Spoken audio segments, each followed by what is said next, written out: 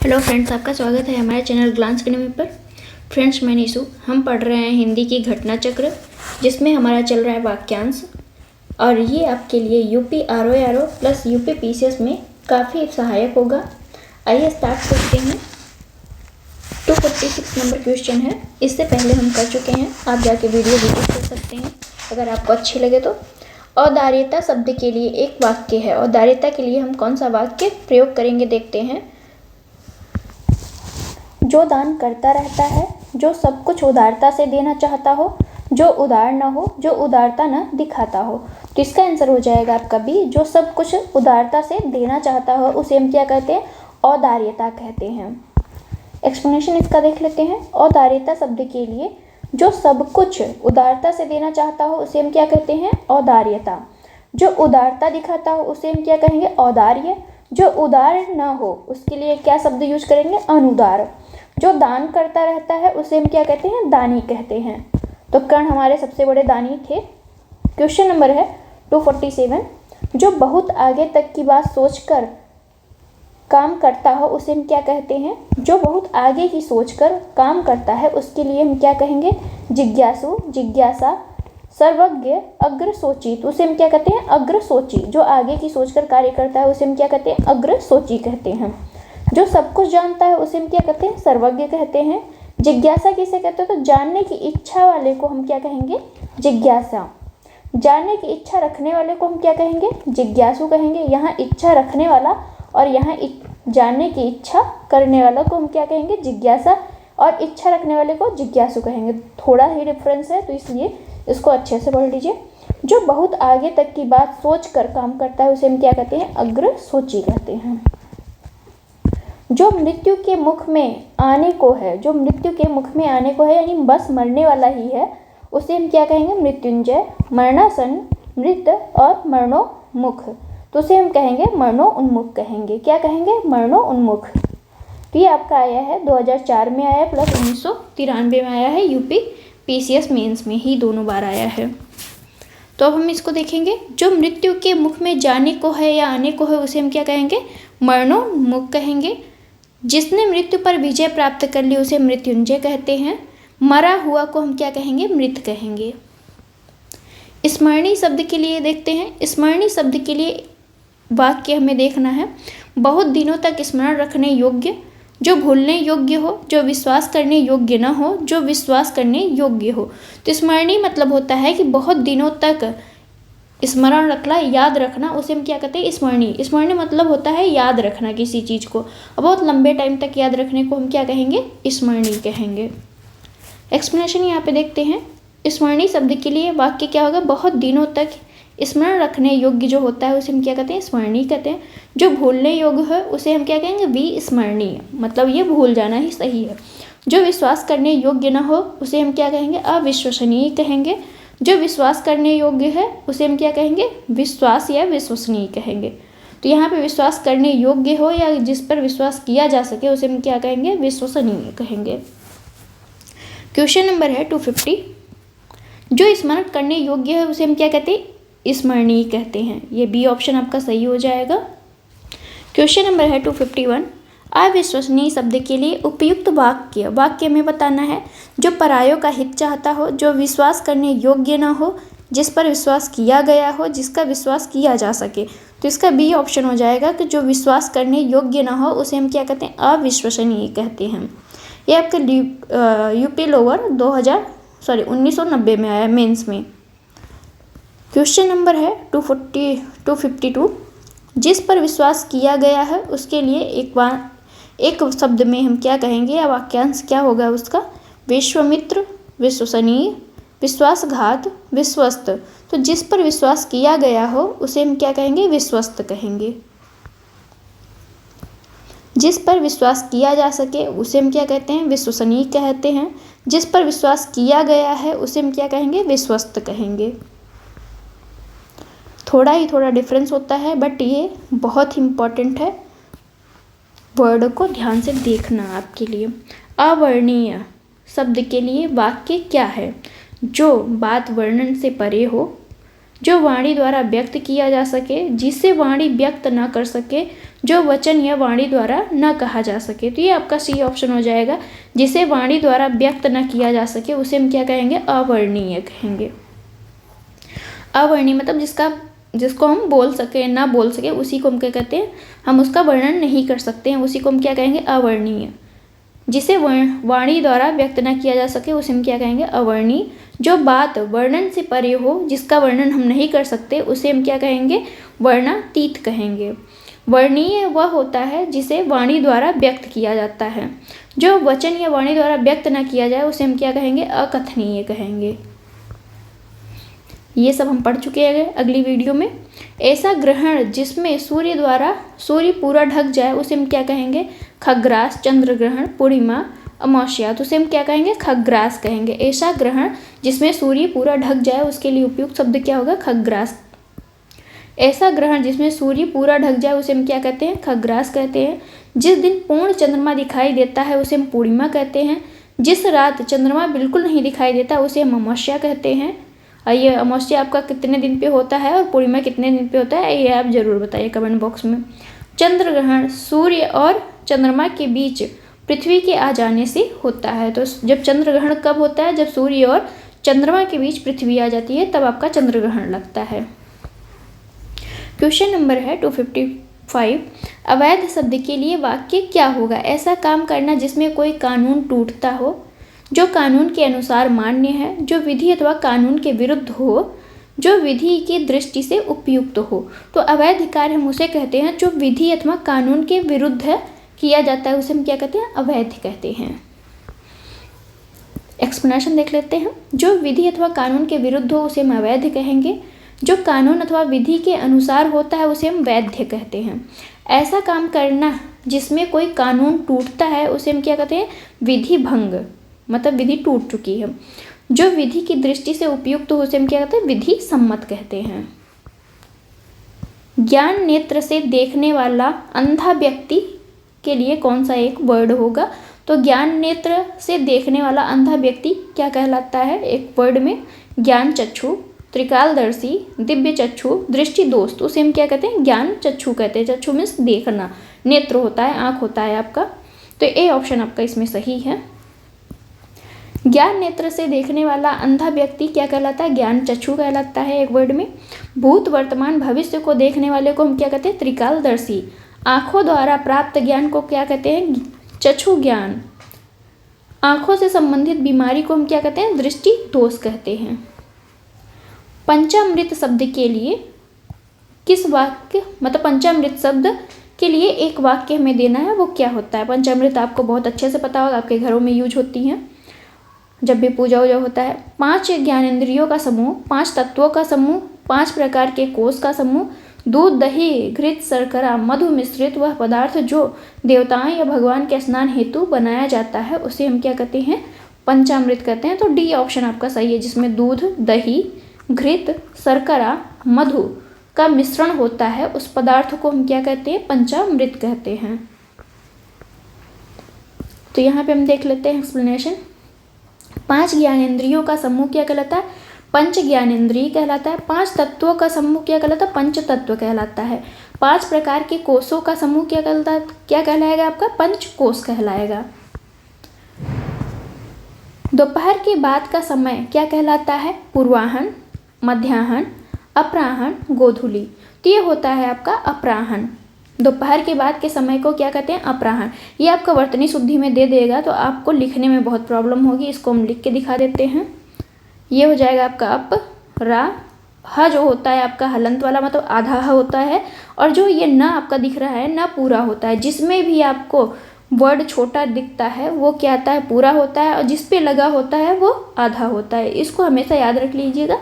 जैसे अपराह्न हो गया, पूर्वाह्न हो गया, मध्याह्न, तो इसमें आपका ह जो है हलंत मतलब आधा ह है और न आपका पूरा है। तो ये चीज़ याद करके आप लिखेंगे या करेंगे वर्तनी शुद्धि तो इसमें आपका सही रहेगा। तो ये आपको वर्तनी शुद्धि या वाक्य शुद्धि में भी ये आता रहता है। तो दोपहर के बाद के समय को हम अपराह्न कहते हैं और दोपहर का समय मध्याह्न कहलाता है। पूर्वाह हम किसे कहते हैं? दोपहर के पहले का समय। दोपहर के पहले के समय को पूर्वाहन कहते हैं और दोपहर के बाद समय को अपराह्न कहते हैं और दोपहर का समय जो होता है उसे हम क्या कहते हैं? मध्याह्न कहते हैं। गोधूली किसे कहते हैं? तो गोधूली जो होती है रात और संध्या के बीच के समय को हम क्या कहेंगे?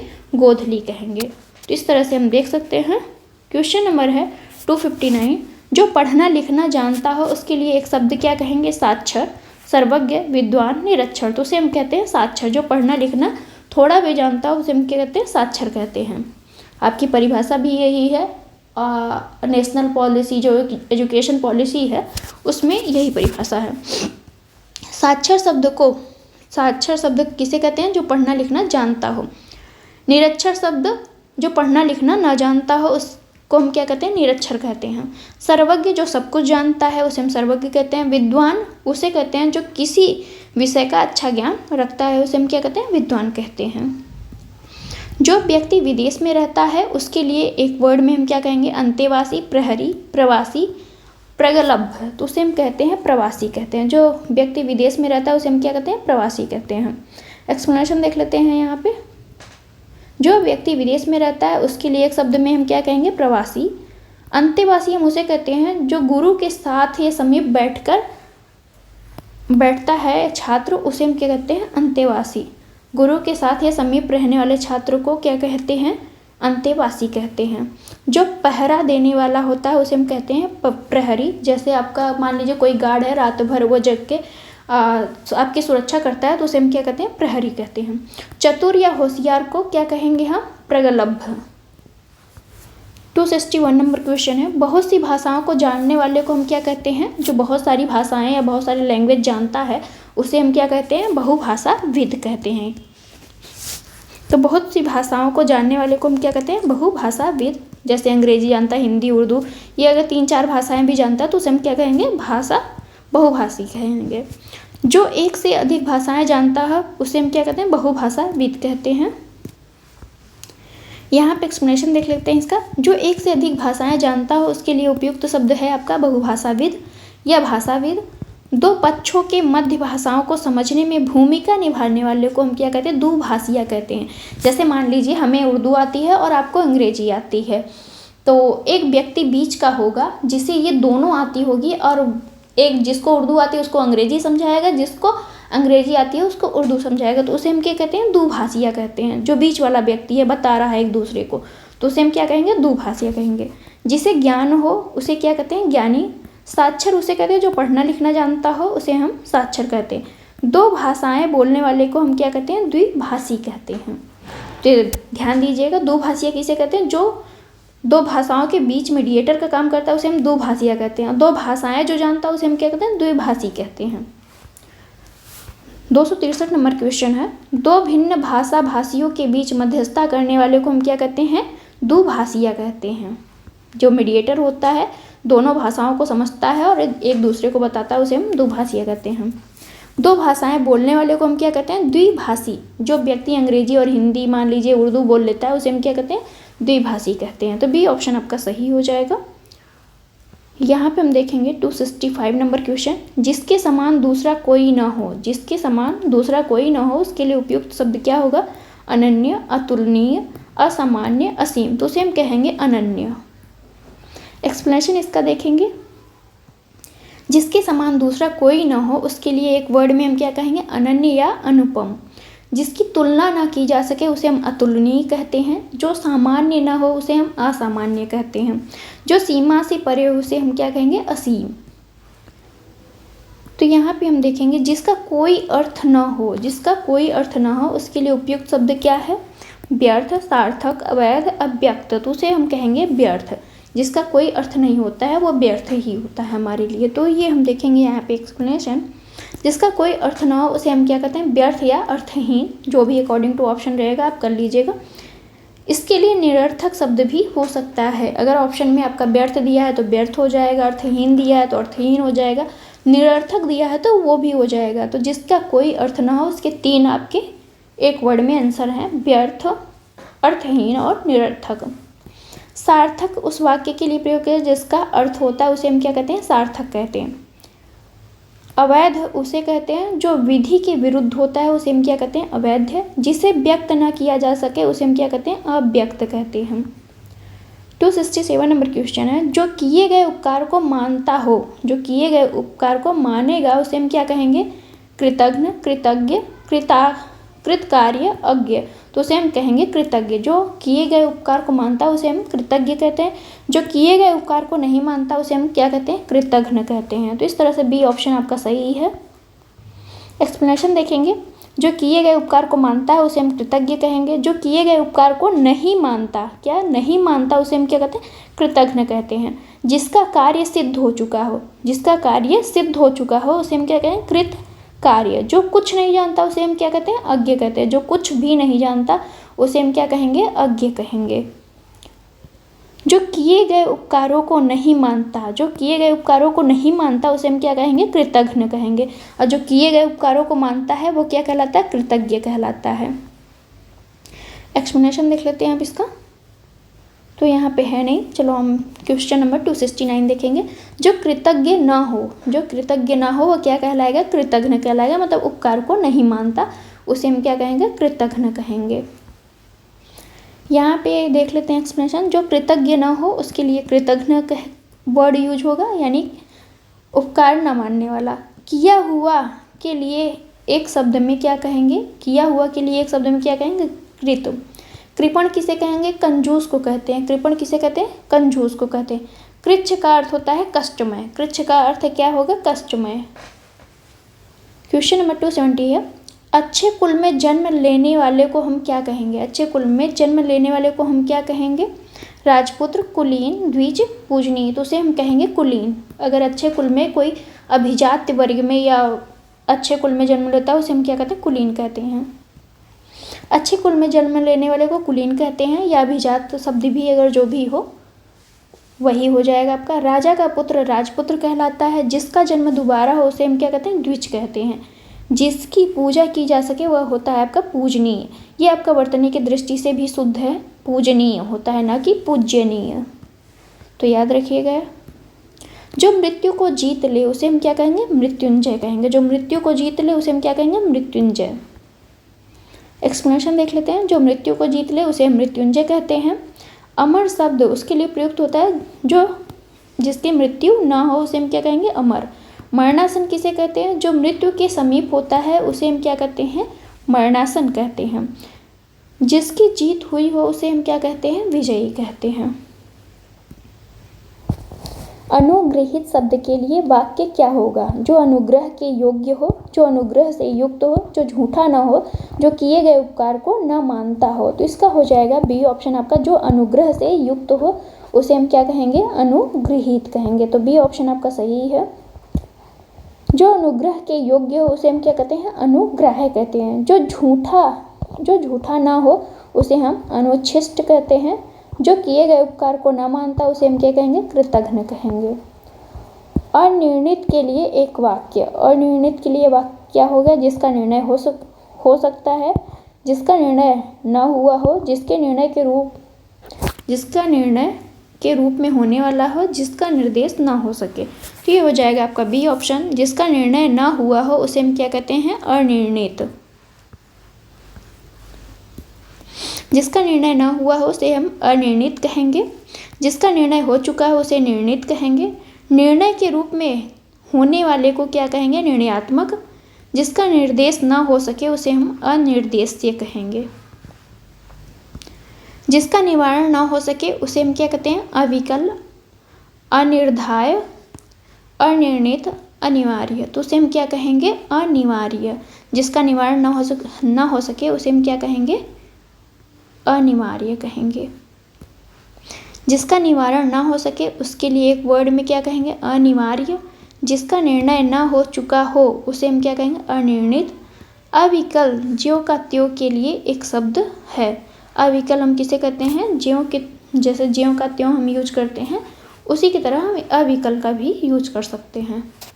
जो अवश्य होने वाला हो उसके लिए उपयुक्त शब्द क्या हो जाएगा, निश्चित, अवश्य, असंभावी, शाश्वत। तो ये हो जाएगा आपका सी ऑप्शन, असंभावी, अवश्यंभावी हो जाएगा। तो एक्सप्लेनेशन हम यहाँ पे देखते हैं। अवश्यंभावी शब्द को कैसे हम डिनोट करेंगे? जो अवश्य होने वाला हो उसे हम क्या कहेंगे? अवश्यंभावी।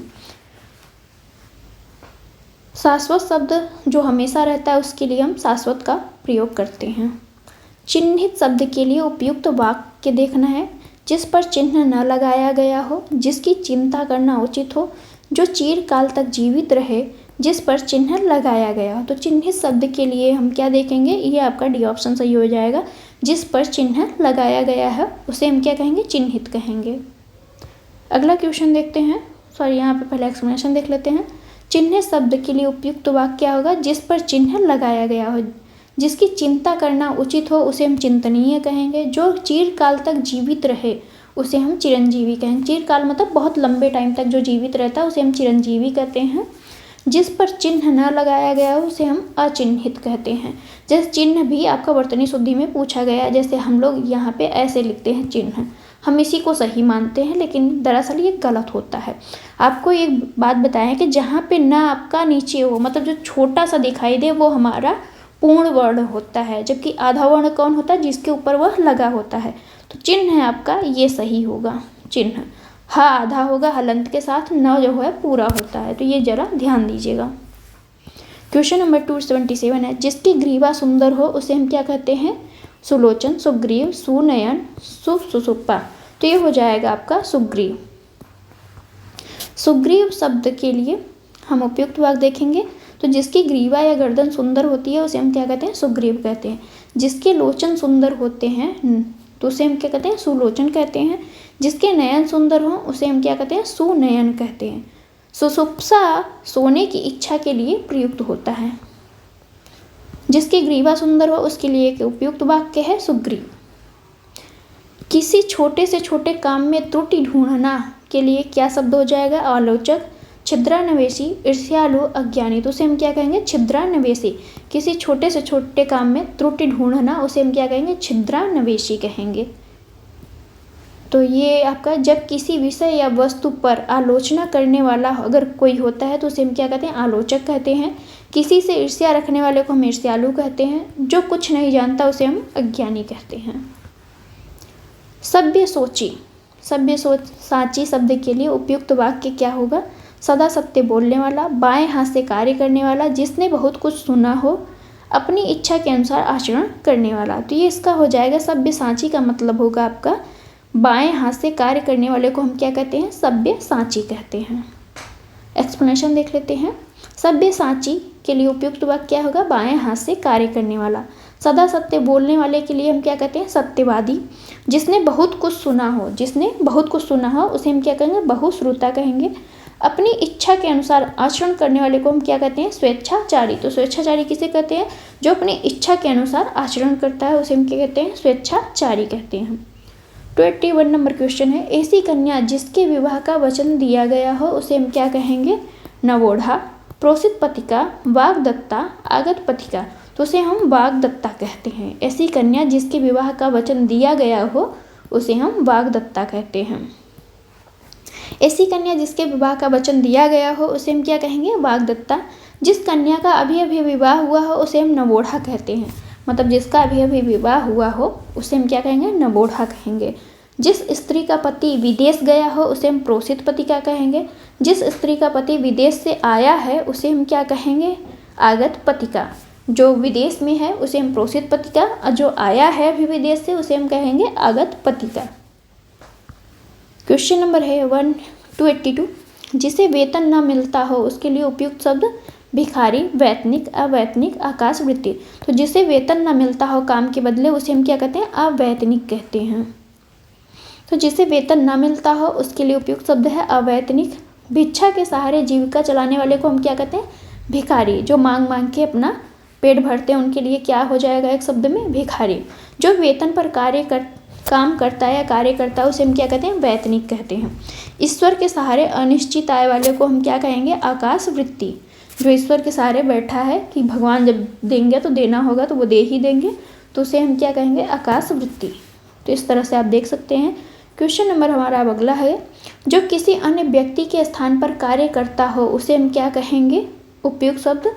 स्थानापन्न, स्थानांतरित, एकाधिकार, निरुपाय, तो उसे हम कहेंगे स्थानापन्न। जो किसी अन्य व्यक्ति के स्थान पर कार्य करता है उसे हम क्या कहते हैं? स्थानापन्न। देखते हैं इसका एक्सप्लेनेशन। जो किसी अन्य व्यक्ति के स्थान पर कार्य करता हो उसे हम क्या कहेंगे? स्थानापन्न। एक स्थान से हटाकर दूसरे स्थान पर किया गया कार्य या किया हुआ कार्य क्या कहलाएगा? स्थानांतरित कहलाएगा। जिस पर दूसरे का अधिकार न हो उसे हम क्या कहेंगे? एकाधिकार। सिर्फ आप ही का अधिकार है उसे हम क्या कहेंगे? एकाधिकार कहेंगे। जिसका कोई उपाय नहीं है उसे हम क्या कहेंगे? निरुपाय कहेंगे। अगला क्वेश्चन हम देखेंगे। क्वेश्चन नंबर हमारा है 284। जो उस पद पर होने के कारण किसी कार्य में रत हो। कोई व्यक्ति है, एक पद तो ग्रहण किया ही किया है और दूसरे कार्य में भी वो लीन है, तो उसे हम क्या कहेंगे? अधिकारी, पदेन, पदाधिकारी, प्रतिष्ठित, तो उसे हम कहते हैं पदेन। तो इस तरह से हम देख सकते हैं कि जो उस पद पर होने के कारण किसी और कार्य में भी रत होता है उसे हम क्या कहते हैं? पदेन। जैसे प्रधानमंत्री हैं, लेकिन प्रधानमंत्री होने के साथ साथ वो नीति आयोग के अध्यक्ष भी हैं, तो उन्हें हम क्या कहेंगे? पदेन अध्यक्ष कहते हैं। तो इस तरह से आप समझ सकते हैं। तो अब यहाँ पे एक्सप्लेनेशन देख लेते हैं। जो उस पद पर रहने के कारण किसी कार्य में रत होते हैं उसे हम क्या कहते हैं? पदेन कहते हैं। वह व्यक्ति जिसे कुछ न पाने या करने का अधिकार हो उसे हम क्या कहते हैं? अधिकारी। वह जो किसी पद पर रहते हुए सब अधिकार प्राप्त करता है उसे हम क्या कहते हैं? पदाधिकारी। जिसकी प्रतिष्ठा हो उसे हम क्या कहते हैं? प्रतिष्ठित। अगला क्वेश्चन देखेंगे हम। जो कुछ समय के लिए नियुक्त किया गया है उसके लिए एक वर्ड में हम क्या यूज करेंगे? अंशकालिक, अर्धकालिक, पूर्णकालिक, समकालिक। जो कुछ समय के लिए ही नियुक्त किया गया है उसे हम क्या कहेंगे? अंशकालिक कहेंगे। जो कुछ समय के लिए नियुक्त किया गया है उसके लिए एक वर्ड में हम क्या कहेंगे? अंशकालिक। जो आधी अवधि तक काम करता है उसे हम अर्धकालिक कहते हैं। जो पूरा समय के लिए कार्य करता है उसे हम पूर्णकालिक कहते हैं। जो उसी समय में हो उसे हम क्या कहते हैं? समकालिक। आगे देखते हैं। समकालिक का मतलब मैंने अगली वीडियो में बताया था, पिछली वाली वीडियो में। जो आधी अवधि तक काम करता है उसे हम क्या कहते हैं? अर्धकालिक कहते हैं। अब ये अर्धकालिक का मतलब क्या है आप ज़रा बताइए कमेंट बॉक्स में। उसके बाद हम अगली वीडियो में इसको एक्सप्लेन कर देंगे कि आपको समझ में आया या नहीं। वह राजकीय धन जो किसानों की सहायतार्थ दिया जाता है उसके लिए उचित शब्द क्या होगा? ऋण, तकावी, अनुबंध, अनुग्राह। तो वह राजकीय धन जो किसानों की सहायतार्थ हेतु दिया जाता है उसे हम क्या कहते हैं? तकावी कहते हैं। मेडुअल भारत में या मध्यकालीन भारत में आपका तकावी बहुत ज़्यादा प्रचलित था। और तकावी जो है यह किसानों को दिया जाने वाला एक ऋण था जिससे किसान ईजिली अपने जो संसाधन है उस धन से जुटा सकते हैं और अपनी खेती कर सकते हैं। तो उससे क्या कहते थे? तकावी। एक तरह का ऋण था ये। वह राजकीय धन जो किसानों को सहायतार्थ हेतु दिया जाता था उसे हम तकावी कहते हैं। उधार लिया हुआ धन को क्या कहेंगे? ऋण।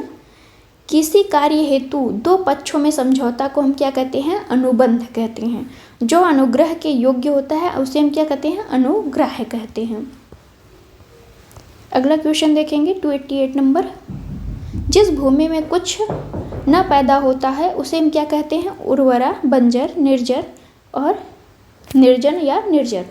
तो ये हो जाएगा आपका बंजर।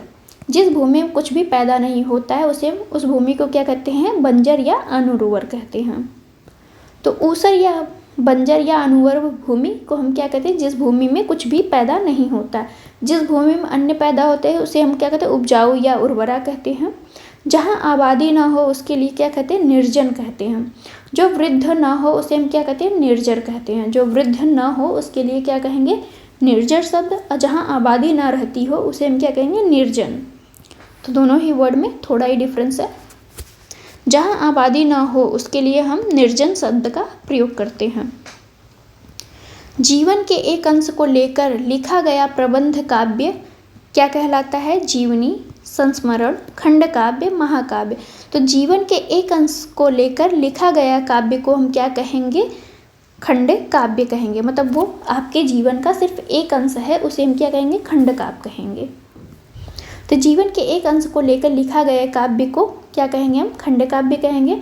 किसी व्यक्ति के स्मरणीय घटनाओं का उल्लेख जिसमें किया जाता है उसमें हम क्या कहते हैं, संस्मरण कहते हैं।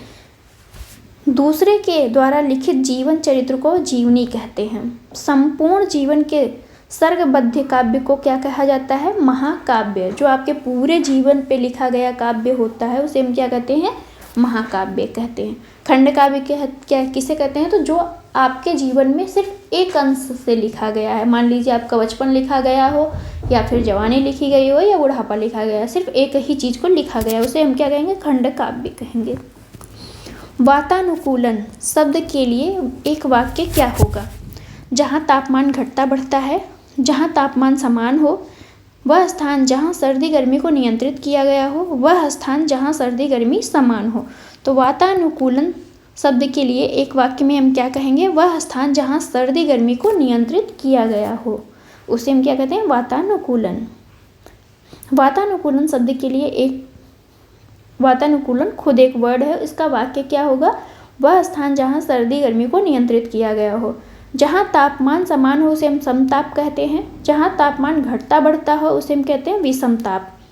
वह स्थान जहाँ सर्दी गर्मी समान हो उसे हम क्या कहते हैं, समशीतोष्ण कहते हैं। अगला क्वेश्चन हम देखेंगे, क्वेश्चन नंबर है 292। निम्न में से कौन सा शब्द जिसको छोड़ा नहीं जा सकता वाक्य के लिए सही प्रतीत होता है। अत्याज्य, त्याज्य, अक्षम्य, अभियुक्त। तो ये हो जाएगा आपका अत्याज्य। जिसको छोड़ा नहीं जा सकता उसके लिए एक वर्ड में हम क्या कहेंगे, अत्याज्य। अगला क्वेश्चन देखेंगे, सॉरी यहाँ पे एक्सप्लेनेशन पहले देख लेते हैं। अत्याज्य शब्द जिसको छोड़ा नहीं जा सकता उसके लिए हम क्या प्रयोग करेंगे, अत्याज्य। जिसको छोड़ा जा सके उसे हम क्या कहेंगे, त्याज्य कहेंगे। जिसको क्षमा न किया जा सके वो अक्षम्य कहलाता है। जिस पर अभियोग लगाया गया है उसे हम क्या कहते हैं, अभियुक्त कहते हैं। अगला क्वेश्चन है हमारा, श्रवण चक्षुक शब्द के लिए एक वाक्य क्या होगा, जिसके नयन सुंदर हो, जो आँखों से सुनता हो, जिसका मुख सुंदर हो, जिसे पुराण उपनिषद का अच्छा ज्ञान हो। तो यहाँ पे श्रवण चक्षुक क्या कहलाएगा आपका, बी ऑप्शन। जो आँखों से सुनता है उसे हम क्या कहते हैं, श्रवण चक्षुक। श्रवण मीन्स सुनना होता है और चक्षुक मीन्स होती है आपकी आँख। तो आँखों द्वारा सुनना ही क्या कहलाता है, श्रवण चक्षुक कहलाता है। जिसके नयन सुंदर हो उसे हम सुनयन कहते हैं। जिसका मुख सुंदर हो उसे हम सुमुख कहते हैं। जिसे पुराण उपनिषद का अच्छा ज्ञान हो उसे हम क्या कहेंगे, ज्ञानी कहेंगे। जो पेट के बल चलता है उसे हम क्या कहते हैं, नभचर, उदरचर, अगोचर, निरापद। तो उसे हम कहते हैं उदरचर। उदर मीन्स पेट होता है, चर मीन्स चलना। तो जो पेट के बल चलता है उसे हम क्या कहते हैं, उदरचर कहते हैं। जो पेट के बल चलता है उसे हम क्या कहते हैं, उदरचर। आकाश में विचरण करने वाले को हम नभचर कहते हैं। जो इंद्रिय या गो द्वारा न जाना जा सके उसे हम अगोचर कहते हैं। जिससे किसी प्रकार की हानि न हो उसे हम क्या कहेंगे, निरापद कहेंगे। जो छाती के बल गमन करता है उसके लिए एक वर्ड छाती या, तो उसे हम कहेंगे भूचर, उरग, उदरचर, अचल। तो उसका हो जाएगा आपका बी ऑप्शन। जो छाती के बल गमन करता है उसे हम क्या कहते हैं, उरग कहते हैं। एक्सप्लेनेशन यहाँ पे देखते हैं। जो छाती या उर के बल गमन करता है उसे हम क्या कहते हैं, उरग कहते हैं। भूमि पर चलने वाला भूचर कहलाता है। उदर मतलब पेट के बल चलने वाले को हम क्या कहते हैं, उदरचर कहते हैं। जो स्थिर या चल ना सके उसे हम क्या कहते हैं, अचल। जैसे आपकी संपत्ति एक ही जगह होती है, मान लीजिए घर है तो वो चल के कहीं नहीं जाएगा, उसे हम क्या कहेंगे, अचल संपत्ति। तो ऐसे भी आप समझ सकते हैं। जिसका किसी भी तरह उल्लंघन नहीं किया जा सके उस शब्द के लिए एक उपयुक्त वर्ड उल्लंघनीय, वायव्य, अनुल्लंघनीय, महाप्राज्ञ। तो उसे हम कहेंगे अनुल्लंघनीय। जिसका उल्लंघन न किया जा सके उसे हम क्या कहेंगे, अनुल्लंघनीय। जिसका किसी भी तरह उल्लंघन किया जा सके उसे हम उल्लंघनीय कहेंगे। पश्चिम और उत्तर की दिशाओं के मध्यस्थ कोण को वायव्य कहते हैं। जो बहुत बड़ा विद्वान हो उसे महाप्राज्ञ कहेंगे। जो 100 वर्षों का समूह होता है उसे हम क्या कहते हैं, शताब्दी। 100 वर्ष के समूह को क्या कहते हैं, शताब्दी। ये आपको पता ही होना चाहिए। 10 वर्षों का समूह दशक कहलाता है। 1000 संबंधी वाक्य के लिए सहस्त्र शब्द का यूज किया है। ये सहस्त्र आप कैसे लिखेंगे इसको देख ले। स लगा के आपका ये त्र नहीं होता है, तो यहाँ पे इसको भूल जाइएगा, ऐसे नहीं रहेगा। स ह ये आपका स पूरा ही रहेगा, बस यहाँ पे आपका ये वाला र रहेगा, तो सहस्र ऐसे लिखा जाता है। इस वजह से जब हम त्र लगा के लिखते हैं तो वो गलत हो जाता है। वैष्णव शब्द के लिए एक वाक्य, विष्णु का उपासक, शिव का उपासक, सूर्य का उपासक, शक्ति का उपासक। तो वैष्णव जो होता है विष्णु से संबंधित होते हैं, इसलिए ये विष्णु के उपासक कहलाएंगे। वैष्णव शब्द विष्णु का उपासक हो जाएगा, शिव का उपासक शैव कहलाएगा, सूर्य का उपासक सूर्योपासक कहलाएगा, शक्ति का उपासक क्या होगा, शाक्त कहलाता है। तो वैष्णव धर्म में आपने पढ़ा होगा, शैव धर्म में पढ़ा होगा, तो शिव के उपासक हो गए, वैष्णव वाले विष्णु के होंगे, सूर्य उपासक को क्या कहेंगे, सूर्योपासक कहेंगे। गोद लिया हुआ, गोद लिया हुआ के लिए सही शब्द क्या होगा, स्वयंभू, दत्तक, सहोदर और अस्तु से हम कहते हैं दत्तक।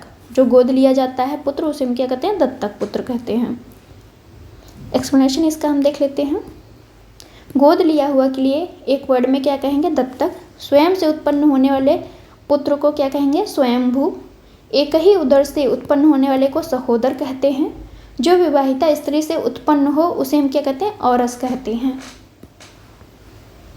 जो स्त्री कविता रचती है, जो स्त्री कविता रचती है उसके लिए उपयुक्त शब्द क्या होगा, कवियत्री होगा। ये आपका शुद्ध वर्तनी में आता है, वर्तनी शुद्धि में, तो उसको ढंग से पढ़ लीजिएगा। जो स्त्री कविता रचती है उसके लिए एक वर्ड में हम क्या कहेंगे, कवित्री। जो पुरुष कविता रचता है उसे हम कवि कहते हैं। जो कवि तत्काल कविता रचता है उसे हम आंसू कवि कहते हैं। जो स्त्री किसी विषय पर लिखती हो उसे हम लेखिका कहते हैं। क्वेश्चन नंबर है हमारा 301, इसको पढ़ेंगे फ्रेंड्स अगले वीडियो में। आपको वीडियो कैसी लगी जरूर बताइएगा। Thank you for